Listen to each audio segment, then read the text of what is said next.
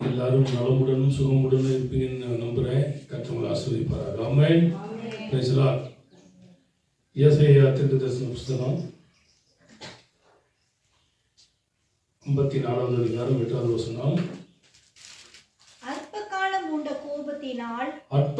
உண்ட கோபத்தினால் என் முகத்தை இமைப்பொழுது உனக்கு மறைத்தேன். ஆனாலும் நித்திய கிருபையுடன்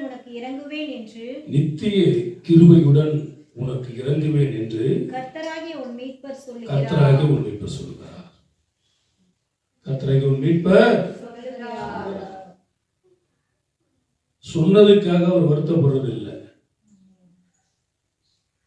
மனஸ்தாபப்படுறதும் இல்லை. ஏன்னா அவர் சொன்னதான். இதுக்கு நம்ம யாரு பார்த்தோம்? எரேமியாவின் புத்தகத்துல 31ஆம் அதிகாரம் 20வது வசனம். எப்ராயிம் எனக்கு அருமையான குமாரன் அல்லவோ, அவன் எனக்கு பிரியமான பிள்ளை அல்லவோ, அவனுக்கு விரோதமாய் பேசினது முதல் அவனை நினைத்துக் கொண்டே இருக்கிறேன். ஆகையால் என் உள்ளம் அவனுக்காக கொதிக்கிறது. அவனுக்கு உருக்கமாய் இறங்குவேன் என்று கர்த்தர் சொல்லுகிறார். ஒரு வசனம் சொல்லுனா வாஸ்து முடிச்சா அதுக்கு ஆமென் சொல்லணும்.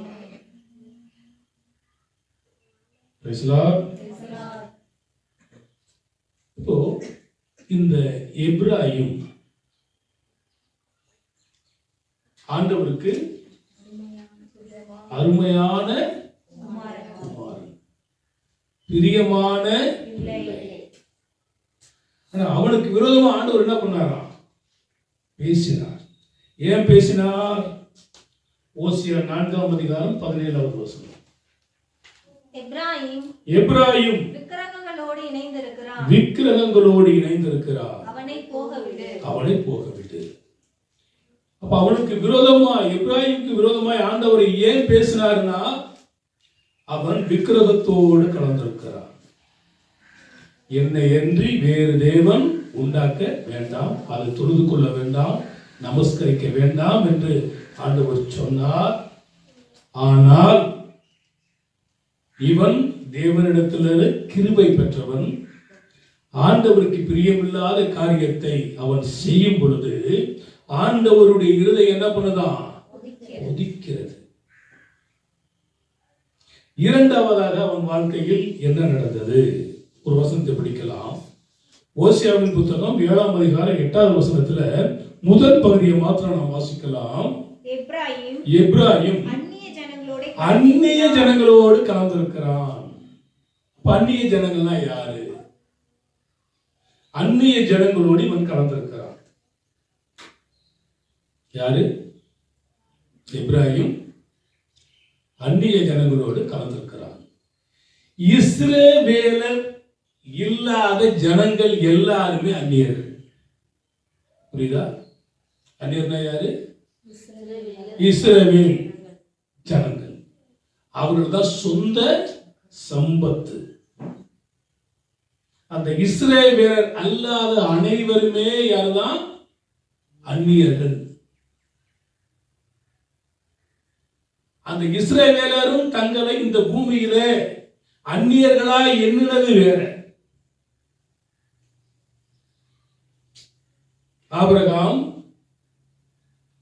இந்த கூடாரம் நிரந்தரமானது அல்ல என்பதை அறிந்து தன் பிள்ளைகளோடு கூட அந்நியன் பரதேசியுமாய் கூடாரங்களில் வாசம் பண்ணினான்.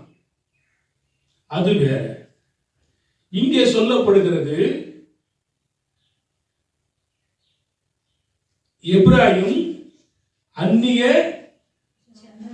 ஜனங்களோடு கலந்திருக்கிறான். ஒன்றோடு ஒன்றாகி கலந்து விட்டான். யாரோட? அந்நியர்களோடு கலந்து கொண்டார். எப்படி கலந்து கொள்வது? பெண் கொடுப்பது, பெண் எடுப்பது. இது அவங்களுக்கு எப்படி காக்கிறான்? பெண் கொடுத்து பெண் எடுப்பது. சில இடங்களில் என்ன பண்ணுவாங்கன்னா, என் பொண்ணை உனக்கு தர, உன் பொண்ணை எனக்கு கொடு. என் பிள்ளைய நீ அடிச்சுன்னா உன் பிள்ளைய நான் அடிப்பேன். என் பிள்ளைய நீ தொட்டினா உன் பிள்ளைய நான் தொட்டிடுவேன். இந்த மாதிரி நடக்குதா?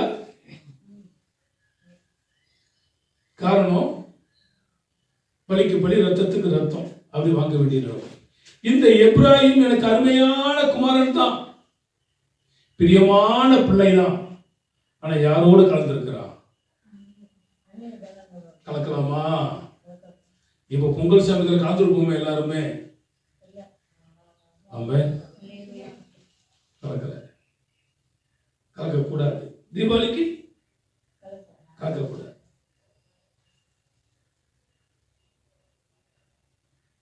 இப்ப எப்ராஹிம் பிரியமானவன் தான், அருமையானவன் தான். ஆனா யாரோடு கலந்துட்டானா?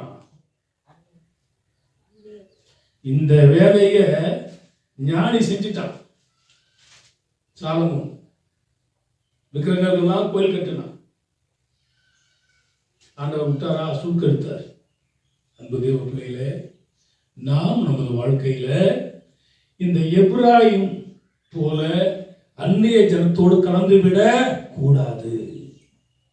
ஏன் அந்நிய ஜாதியோடு கலக்க கூடாதுன்னா, அவர்கள் தேவனை வணங்கவில்லை, கல்லையும் மண்ணையும் மரத்தையும் வணங்கினார்கள். ஓசியா 1:3 வசனத்தை வாசித்து பாருங்கள். அவன் போய் திப்லாயிமின் குமாரத்தியாகிய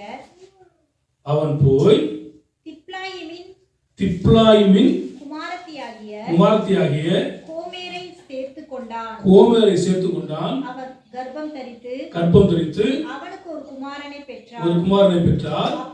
அப்பொழுது கர்த்தர் அவனை நோக்கி இவனுக்கு இஸ்ரவேல் என்னும் பெயரிடு. ஏனெனில் இன்னும் கொஞ்ச காலத்தில் நான் ஏகூபின் வம்சத்தாரிடத்தில் இஸ்ராயேலின் இரத்த பலியை விசாரித்து இஸ்ரவேல் வம்சத்தாரின் ராஜ்யபாரத்தை ஒழிய பண்ணுவேன். எல்லாம் எதனால வந்துச்சு தெரியுமா? அந்நிய ஜனங்களோடு கலந்து, தேவ பயம் இல்லாம, தேவ பக்தி இல்லாம. இதெல்லாம் யாரை பத்தி சொல்ற? ஓசியாவை பத்தி சொல்லுது. சீர்கெட்ட ஜனங்களுக்கு எச்சரிப்பை கொடுப்பதுதான் இந்த ஓசியா தீர்க்க தரிசனத்தினுடைய முக்கிய பங்கு. இவரே அதான் சொல்லுகிறார். எகிப்துக்கே அதிபதியான யோசேப்புடைய மகன் கிருபையாய் சுவிகாரத்தை, என்ன சுவிகாரத்தை? புத்திர சுவிகாரத்தை பெற்றவன். அப்ப அந்த புத்திர சுவிகாரத்தை பெற்றவன் தன்னுடைய இஷ்டப்படி நடக்கலாமா? நடக்கக்கூடாது. அந்த எப்ராஹிம் விக்கிரகத்தோடு கலந்தவன் மாத்திரமல்ல, அந்நிய ஜனங்களோடு கலந்துட்டான். அந்நிய ஜனங்களோடு கலந்தபடியினால்தான் சாலோமோன் விக்கிரகங்களுக்கு என்ன பண்ணினான்? கோயில்களை கட்டினான். இவன் என்ன பண்ணிட்டானா? அந்நிய ஜனங்களோடு கலந்துட்டான். அப்போ பவுல் எழுதும் பொழுது சொல்றாரு, விசுவாசிக்கும் அவிசுவாசிக்கும் என்ன இல்ல? சம்பந்தம் இல்லை, ஐக்கியம் இல்லை. அப்போ இன்னைக்கு நிறைய பேருடைய வாழ்க்கையில் வருகிறதான பிரச்சனைகள் இதுதான். எங்க போய் மாட்டுறாங்கன்னா, சுத்தி சுத்தி போனா திருமணத்துல போய் மாட்டுவோம். திருமணத்துல மாட்டி சீரழிஞ்ச குடும்பங்கள் நிறைய இருக்கு. இந்த பிள்ளை சொல்லும், நான் பார்த்துக்கிறேன், அவரை நான் திருப்தி காட்டுறேன். முடியுமா? இங்கே மரியாள் அப்படின்ற ஒரு சிஸ்டர் வந்தாங்க. பாலாஜி என்ற ஒரு பையன், அப்பா பேரு ராஜேந்திரன். அப்ப கீழே சபை, அதை கட்டும் பொழுதுலாம் அவங்க இருந்தாங்க. மாசம் ஆனா 1100 ரூபாய் காணிக்கை வந்து கொடுத்துருவாங்க. அவருடைய மாமன் மகன் நெய்க்கணும் என்கிட்ட வந்து சொன்னாங்க, வேண்டாம் இது செட் ஆகாதுன்னு சொன்னேன். கேட்கல. அவங்க வீட்டில் இருந்து எனக்கு எதிர்ப்பு, நீ கல்யாணம் பண்ணி வச்சிங்கன்னா நான் அதை பண்ணிடுவேன் இதை பண்ணிடுவேன் அப்படின்னாங்க. எனக்கு அந்த மாதிரி பண்ணினாவே எனக்கு வந்து சூடு ஆகிடும். 2 பேர் கேட்கலாம், அந்த பிள்ளையும் கேட்கல, இவனும் கேட்கல. சரி, பத்திரிக்கை அடிச்சு ஊரெல்லாம் கொடுத்து தெருவில் பந்த போட்டு தான் கல்யாணத்தை நடத்தணும். ஏன் அப்படி நடத்தணும் அப்படின்னா, நமக்கு எதிர்ப்புன்னு ஒன்று வந்துச்சுன்னா அதை எதிர்ப்பு சந்திச்சு பார்த்தணுன்றது என்னுடைய எண்ணம். உன்னாலும் முடிஞ்சது நீ பண்ணிப்பார். தெருவில் பந்தல் போட்டு சேரை போட்டு கல்யாணத்தை பண்ணி முடிச்சாச்சு. இந்த பிள்ளை எவ்வளவோ சொல்லி பார்த்துச்சு, கேட்கலாங்க. இது போல ஒரு 5-6 பேருக்கு நான் சொன்னேன், உனக்கு செட் ஆகாது, வேண்டாம். இன்னைக்கு அத்தனை பேர் என்ன தனிவரமாக தான் சுற்றிக்கிட்டு இருக்கிறானே தவிர குடும்ப வாழ்க்கை இல்லை. ஒன்று அந்த பிள்ளை விட்டுட்டு ஓடிடும். அது போல தான் 4-5 பேருக்கு நடந்திருக்கு. இவர்கள் சொல்றாங்க, நான் சாதிச்சிருவேன். என் அப்பா அம்மாவுக்கு தெரியாதா? ஒரு ஆவிக்குரிய தகப்பனுக்கு தெரியாதா? அவங்களுடைய எண்ணம் என்ன? இவங்க வாழ்க்கையில் நம்ம கெடுத்துருவோமோ? எந்த ஊழியக்காரனும் யாருடைய வாழ்க்கையும் கெடுக்க மாட்டான். ஞானஸ்தான கல்யாணத்துக்காக ஞானஸ்தானம் எடுத்திருக்காங்க நிறைய பேர். தெரியுமில்ல உங்களுக்கு? நீ ஞானஸ்தானம் எடுத்தாதான் உங்களுக்கு என்னது கல்யாணம். அப்பா என்ன பண்றான்? ஞானஸ்தானம் எடுத்துக்கிறான், கல்யாணம் பண்ணிக்கிறான். அதுக்கு பிறகு என்ன பண்ண முடியாது? ஒன்றும் பண்ண முடியாது. நான் சொல்றது நீ கேளு. இஷ்டமாக வேலை இல்லாட்டி போ. அந்த தேவ பிள்ளைகளே, அந்நிய ஜாதிகளோட கலப்பது இதுதான். நீங்க பரிமளா சிஸ்டர்லாம் கேட்டு பாருங்க. 4 வருஷம் சர்ச்சைக்கு வந்த பிறகு தான் ஞானஸ்தானமே கொடுத்தேன். இன்னைக்கு இந்த வாரம் போயிட்டீங்கன்னா அடுத்த வாரத்துக்குள்ளே ஞானஸ்தானம் கொடுத்து அவர் பைபிள் எடுத்து சாட்சி சொல்றாரு. கர்த்தர் ஏவினா நான் ஞானஸ்தானம் எடுத்தேன். நம்ம கொடுக்கறது இல்லை அப்படி. அதனால தான் இன்னைக்கு 4 பேர் இருக்கிறோம். சமய வாய்த்தால் வாய்க்க விட்டால் சத்தியத்தை சத்தியமாய். இப்போ அந்த பெண் என்னாச்சு? அவனை விட்டுட்டு வேற ஒரு பையனை கல்யாணம் பண்ணி போயிடுச்சு. இவன் குடிச்சு செத்துட்டான். தான் பிள்ளை செத்துறது நினைச்சு அம்மா செத்துருச்சு. அவர் இருக்கிறாரா இல்லையா அது எனக்கு தெரியல. இதுதான் வாழ்க்கை. வேதம் சொல்லுகிறது, ஒரு பாட்டு கூட எழுதுன, வாழ்க்கை என்பது வாழத்தான், அந்த வாழ்க்கை உமக்கே தான், சின்னவன் 1000 சிறியவன் பலத்த ஜாதியும் ஆவானே, மாறா தண்ணீர் மாறிடும் எல்லாம் மதுரம் ஆகிடும், தண்ணீர் ரசமாய் மாறிடும் எல்லாம் இனிமையாகிடும். வாழ்க்கை என்பது வாழதான். வாழ்க்கை என்பது சாகுவதற்காக அல்ல. அந்நிய ஜாதிகளோடு கலக்கப்படுவது, அந்நிய நுகத்தில் இணைக்கப்படுவது. வேதத்தில் படிக்கும் பொழுது மாட்டையும் கழுதையையும் ஒன்னா கட்டி என்ன பண்ண முடியாதான்? ஏற்பூட்டி விட முடியாது. பழைய ரசத்தோட புதிய ரசத்தை என்ன பண்ணக்கூடாது? சேர்க்கக்கூடாது. துருத்தி என்ன பண்ணிடும்? பிஞ்சு போயிடும். புது துணியோட பழைய துணியை இணைச்சு என்ன பண்ணக்கூடாது? தைக்க கூடாது. தைச்சா என்ன ஆகும்? பழைய துணி பிஞ்சு போயிடும். எனவே நம்ம அதை செஞ்சிருவோம், இதை சாதிச்சிருவோம் அப்படின்ற எண்ணங்கள் இருந்தா இன்னைக்கு எல்லாத்துக்குமே டெலீட்டை வந்து என்ன பண்ணிடணும்? வச்சு டெலீட் பண்ணிடணும்.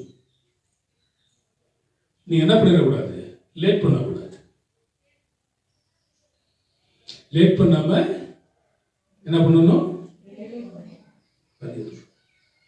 பண்ணிட்டா கர்த்தர் பார்த்துக்குவார். பேசலாம் பேசலாம் பேசலாம் பேசலாம் பேசலாம். பைபிள்ல வசனம் இருக்கு, உன் அப்பம் புசித்தவனும் உன்னோட போஜனம் பண்ணவனும் உன்னோட பந்தியில் அமர்ந்தவனும் தன் குதிகாலை தூக்குவான். பேசலாம். தாவீது சொல்றாரு, சர்ச்சுக்கு ஒரு பையன் வந்திருந்தா, அவனுக்கு வேலை கிடைச்சிச்சு, சென்னைக்கு போறதுக்கு எங்கே போகிறது அப்படின்னு தெரியாது. அப்புறம் என்னுடைய ஃப்ரெண்டு வீட்டுக்கு தான் அனுப்பிச்சு அவனை 1 மாதம் வந்து அவனை அங்கே தங்க வச்சு அங்கே சாப்பாடு கொடுத்து அங்கே போஷித்து, அப்புறம் அந்த 1 மாதத்துக்குள்ளே நான் ஒரு மீட்டிங்காக சென்னை போயிருந்த பொழுது அவனை பார்த்து அவனுக்கு ஒரு செலவுக்காக ஒரு பைசாவை கொடுத்துட்டு நான் வரும் பொழுது அவன் சொல்கிறான், நாளைக்கு வேலைக்கு எப்படி போகணும்னு எனக்கு தெரியல, நீங்கள் காசு எனக்கு கொடுத்தீங்க பாஸ்டர், ரொம்ப தேங்க்ஸ்ன்னு எனக்கு டெக்ஸ்ட் மெசேஜ் அனுப்புகிறான். ஆனால் இன்னைக்கு நான் யார் என்று தெரியவில்லை. அவனுக்கு நான் எப்படி கல்யாணம் பண்ணி வச்சேன் தெரியுமா? இதெல்லாம் ஏன் சொல்றேன்னா, அந்நிய ஜனத்தோடு இணைவது. இவனோட 1.5 வயது மூத்த பொண்ணு கும்பகோணம் ஓடி போயிட்டான். 3 மாசம் ஆளே இல்லை. அவங்க அப்பா எனக்கு நல்ல தோஸ்து. இவன் வேற அவன் வேற, அந்த பிள்ளை வேற.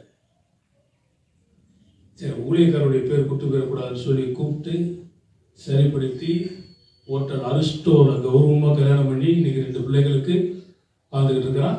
ஆண்டோருக்குள்ள இருக்கான்னு நினைச்சா துருபதேசத்தில் போயிட்டான்.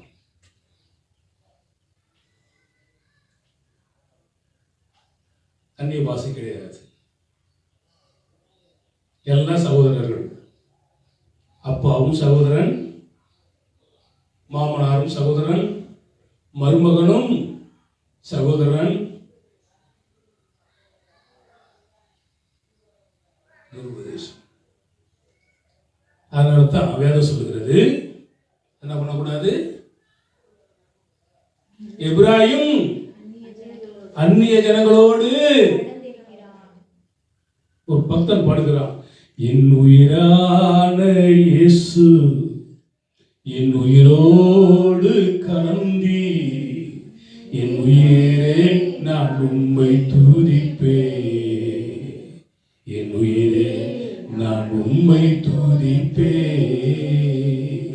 என் உயிரான உயிரான உயிரான இயேசு, என் உயிரான உயிரான உயிரான இயேசு, என் உயிரான இயேசு என் உயிரோடு கலந்தி, என் உயிரே நான் உம்மை துதிப்பே,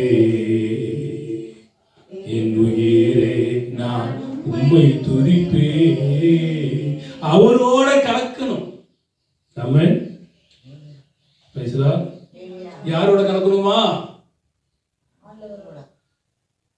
ஆண்டவரோட கலக்கணும். பெர்மன்ஸ் உள்ளமும் உடலுமே உமக்காய் ஏங்குதே. சொல்றாரா இல்லையா? உள்ளமும் உடலும் உமக்காய் ஏங்குதே. அந்த உயிர் அவரோட கலந்துடும். இவன் யாரோட கலந்துட்டான்? பெறப்பார ஆண்டவர் அடிப்பார். பேசுதான் விடுவாரா? எபிராயிம் எனக்கு பிரியமானவன் தான், எனக்கு அருமையான பிள்ளை தான். அந்நிய ஜனத்தோடு கலந்துட்டான். அந்நிய ஜனங்களோடு கலக்கக்கூடாது.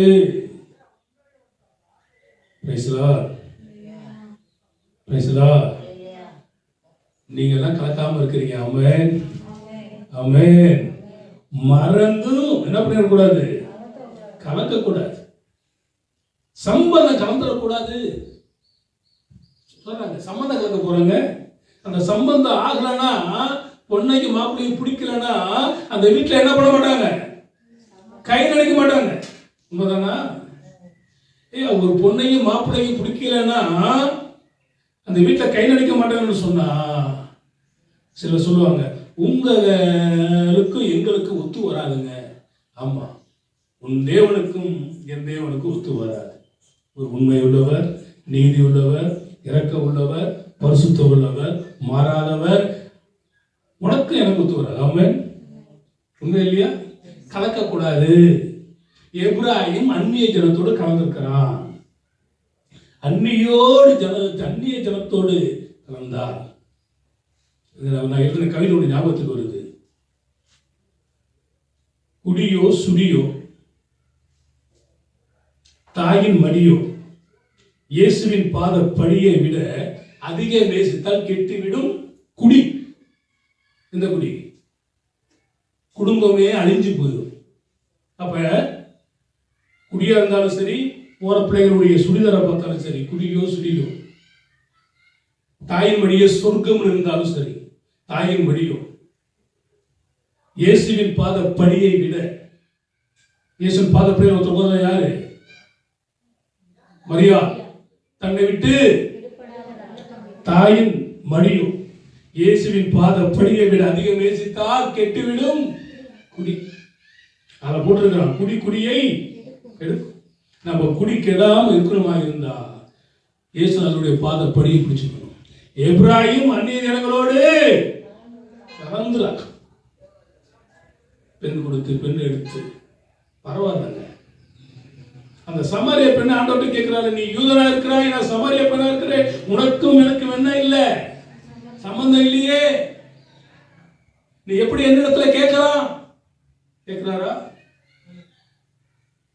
அந்த காலத்துல இருந்திருக்குது சமாரியர்கள். அப்ப சமாரியர்கள்லாம் யாரு? யூதர்கள்லாம் யாரு? சமாரிய நாடுனா என்ன? ஓசியா தீர்க்கதரிசனத்தை பத்தி யார் பிரசங்கம் பண்றா? நம்ம 4 பேருக்கு பண்ணிட்டு இருக்கிறோம். பேசலா? எப்ராஹிம் நீங்க எல்லாம் கலந்துருக்கிற, எப்படி வேணுமாலும் வா, என்ன வேணுமாலும் பண்ணு. வாரானா என்ன பண்ணு, காணிக்கை போடு, மாசம்னா தசமத்தை போடு, கூப்பிடுறியா நான் வர்றேன், நீ கூப்பிடறதுனால நான் வருவேன். பேசலா? விசிட்டிங் இருக்கு, வீடு விசிட்டிங், ஹவுஸ் விசிட்டிங். இந்த ஹவுஸ் விசிட்டிங்னா என்ன கூப்பிடாம நான் யார் வீட்டுக்கு வர்றதில்லை. ஏன் தெரியுமா? உங்க வீட்டுக்கு ஒரு வேளை நான் வந்தா எப்படி ஆகிலும் நீங்க ஒரு காணிக்கை கொடுக்கணும்னு கட்டாயம் நினைப்பீங்க. உண்மைதானே? 50 ரூபாய் வைக்கல கொடுக்கணும்னு நினைப்பீங்க. ஒருவேளை அந்த 50 ரூபாய் இல்லை அப்படின்னா உங்களுடைய நிலைமை என்ன ஆகும்? பக்கத்தில் கடன் வாங்கி யாருக்கும் தெரியாம கொடுத்தாருன்னு நினைப்பீங்க. அப்புறம் உங்களை கடன்காரன் ஆக்குறது யாரு? இது உங்களுக்கு. அதனால தான் அந்த வேலையை நான் வச்சுக்கிறது இல்லை. எங்கே வந்தாலும் அந்த காணிக்கை வாங்குற காரியத்தை நான் வச்சுக்கிறது இல்லை. பணம் என்பது எப்போ வேணுமாலும் எப்படி வேணுமாலும் கர்த்தர் தருவார். அந்நியன் என்பது யாரு? அந்நியன் யாரு? இஸ்ரவேல் அல்லாத ஜனங்கள். அந்நியன் படம் வந்துச்சு, அது வேற. எல்லாம் பைபிள்ல உள்ள பேர் தான் நிறைய வந்துருக்குது. நான் பார்ப்பேன், படிக்கிறது பேப்பர் வருது இல்லையா, பார்ப்பேன். அதெல்லாம் எங்க இருக்குது? பைபிள்ல இருக்குது. புது மனிதன்றது பைபிள்ல இருக்குது. எல்லாமே புதிய வானம் பைபிள்ல இருக்குது, புதிய பூமி பைபிள்ல இருக்குது. எல்லாமே பைபிள் உள்ளது பேர் நிறைய பேர் சிங்கால வந்திருக்குது. வந்துட்டு போட்டோம். இப்படி எல்லாம் நம்ம ஒப்பிட்டு நம்ம பேசும் பொழுது மக்களுக்கு அது புரியாது, பிடிக்காது. வசனம் சொல்லுகிறது, பைபிள் சொல்றது நூதனமானது ஒன்றும் இல்லை, எல்லாம் ஏற்கனவே இருந்ததுதான் இப்ப வந்திருக்குன்னு சொல்லுது பைபிள். இப்ப இவன் அந்நிய ஜனத்தோட என்ன பண்ணிருக்கிறான்? கலந்திருக்கிறான். இந்த அந்நியன் என்பதற்கு பரதேசி என்பது ஒரு பொருள் இருக்குது. என்னது? பரதேசி. இன்னொரு பொருள் வேற்று ஆள். என்னால? வேற்று ஆள். இன்னொன்னு இருக்குது, அரதேசி. என்னதுங்க? அரதேசி. அரதேசி வேற, பரதேசி வேற, வேற்று ஆள் வேற, அந்நியன் வேற. இதெல்லாம் யார சொல்லுது? இப்ராஹிம் இப்படியாப்பட்ட மக்களோடு கலந்திருக்கிறான். தேவனை அறிந்து அவரை தொழுது கொள்ளாத வேற எந்தெந்த மக்கள், அவர் உயர்ந்தவரோ தாழ்ந்தவரோ படித்தவரோ படிக்காதவரோ, அவர்களோடு சம்பந்தம் வைத்துக் கொண்டால் அவர்களை வேதம் அந்நிய ஜாதி என்று சொல்லுகிறது.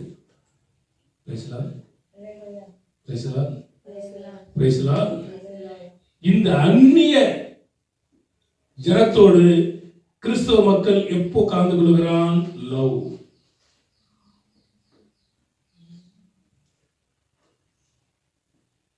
அதோட அவனுக்கு வாழ்க்கையில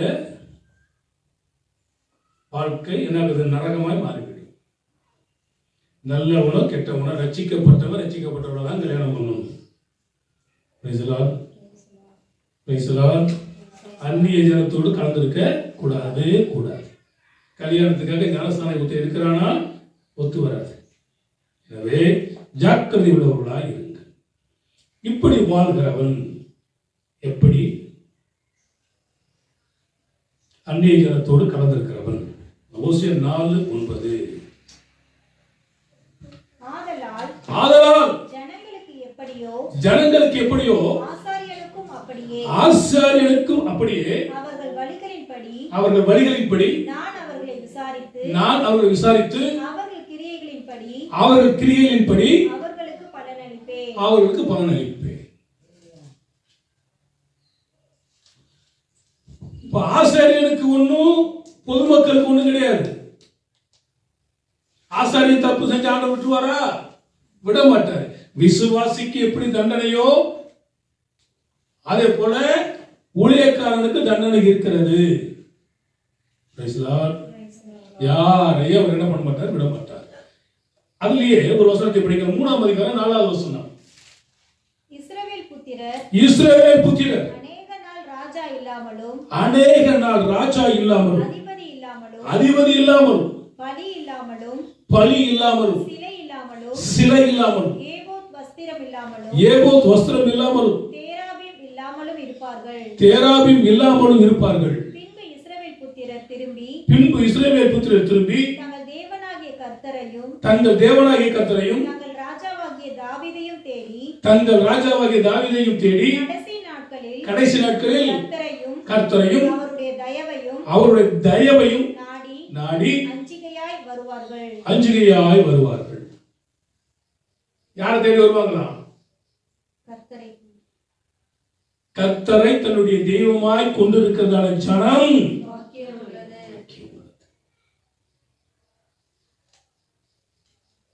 2ஆம் அதிகாரத்துல முதல் வசனம்.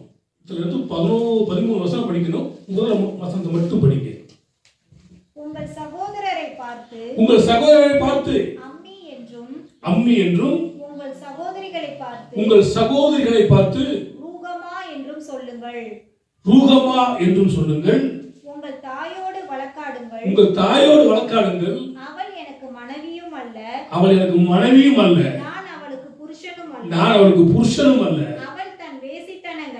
அவள் தன் வேசித்தனங்களை தன் முகத்தினின்றும் தன் விபச்சாரங்களை தன் ஸ்தனங்களின் நடுவில் நின்றும் விலக்கி போட கடவுள். ஆவிக்குரிய வேசித்தனம் இது. வேசித்தனத்திலே ஆவிக்குரிய வேசித்தனம் இருக்குதானா? இதுதான். பக்திமானாய் நடந்து கொள்வது, யோக்கியமானவனாய் காட்டிக்கொள்வது, அந்நிய ஜாதிகளோடு கலந்து கொண்டு தேவனுக்கு பிரியமில்லாத காரியங்களை செய்து கொண்டு தேவனுடைய ஆலயத்துக்கு வருவது, இது என்னத்தனம்? ஆவிக்குரிய வேசித்தனம். இதத்தான் சொல்றாரு எப்ராயிம் அந்நிய ஜனங்களோடு கலந்திருக்கிறார். கலக்கலாமா? கலக்கக்கூடாது. எனவே அன்பு தேவ பிள்ளைகளே, இப்ராஹிம்னா என்ன அர்த்தம்? பழுகுதல். பழுகுதல்னா என்னது? பெருக்கம். இந்த இப்ராஹிம் தேவனுக்கு பிரியமான பிள்ளை, அருமையான குமாரன். அவனுக்கு விரோதமாய் ஆண்டவர் பேசுறார். ஏன் பேசுறார்னா, அவன் விக்கிரகங்களோடு கலந்திருக்கிறான். அவனுக்கு விரோதமா ஆண்டவர் பேசுறார். இரண்டாவது பார்த்தோம், என்ன பார்த்தோம்? அந்நிய ஜனங்களோடு கூட அவன் கலந்திருக்கிறார். நாமும் நமது வாழ்க்கையில அந்நிய நுகத்தில அவிவிசுவாசிகளோடு பிணைக்கப்படாமல் இருக்க ஆண்டவர் உதவி செய்வாராக. கர்த்தர் தேவன் என்றால் கர்த்தரை பற்றித்துக் கொள்ளுங்கள், இல்லை என்றால் அந்த பக்கம் போய் நில்லுங்கள். அவர்களை எல்லாம் ஆண்டவர் அடித்துக் கொன்றார். தேவனுடைய மக்களுக்கு விரோதமா பேசினவனை பூமி பிளந்தது, போட்டு எல்லாம் மண்ணு போட்டு மூடிடுச்சு. எனவே கர்த்தர் உங்களை என்ன பண்ணணும்? காத்துக்கொள்ள வேண்டும். இதை குறித்து நிறைய காரியங்கள் இருக்கு. அந்நிய ஜனங்களோடு கலப்பது, என்ன ஏது, அவருடைய சாபங்கள் என்ன? சாபம் என்னன்னு கேட்டீங்கன்னா, ஒன்று சொன்னேன், ஆவிக்குரிய வேசித்தனம். ரெண்டாவது பொய்யான மனம் திரும்புதல். என்னதுங்க? ஆண்டவர் முதலாவது சொன்னது என்னதுதான்? ஆனா இது என்ன திரும்புதல்? இப்ராஹிம் பொய்யான மனம் திரும்புதல். மூணாவது உடன்படிக்கையை மீறுதல். நாலாவது தேவனுக்கு கீழ்ப்படியாமை. அதாவது பொய் தேவர்களை நம்புவது. ஆறாவது தேவனுடைய நியாயத்தீர்ப்பு. தேவனுடைய நியாயத்தீர்ப்பு என்ன செய்கிறது? ஒரு தேசம் இன்னொரு தேசத்தை அடிச்சு விழுங்குது. இப்ப எந்தெந்த நாட்டு சண்டை நடக்குது? இந்தியா பாகிஸ்தான் பிரச்சனை இருக்குது. தேசம் விழுங்கப்படுவது. அதுக்கடுத்து பாத்தீங்கன்னா செழிப்பு எல்லாம் அற்று போகும். நியாயத்தீர்ப்புல செழிப்பு எல்லாம் அற்று போகும். திருமணம் ஆனால் கருத்தரிக்க முடியாது, கற்பம் நிலைக்காது. நாலாவது என்னன்னு கேட்டீங்கன்னா தேசமே அழிஞ்சு போயிடும். ஏன்? இப்ராஹிம் அந்நிய ஜனத்தோடு கலந்திருக்கிறார். அதுக்கு ஒரு 6 காரியம், தண்டனை 4 காரியம், 10 பாயிண்ட் சொன்னோம்னா 10 வாரம் ஓடும். நான் அடுத்த 2 நிமிஷம் உங்களுக்கு சொல்றேன். இப்ராஹிம் எனக்கு அருமையான குமாரன். எங்க இருக்கு? இறைமையில 31:20 இருக்குது. எப்படி இருக்குது? இப்ராஹிம் எனக்கு அருமையான குமாரன் அல்லவோ போட்டு ஒரு கேள்விக்குறி போட்டார். போட்டிருக்காரா இல்லையா? அப்படின்னா என்ன அர்த்தம்? கேள்விக்குறி போட்டா என்ன அர்த்தம்?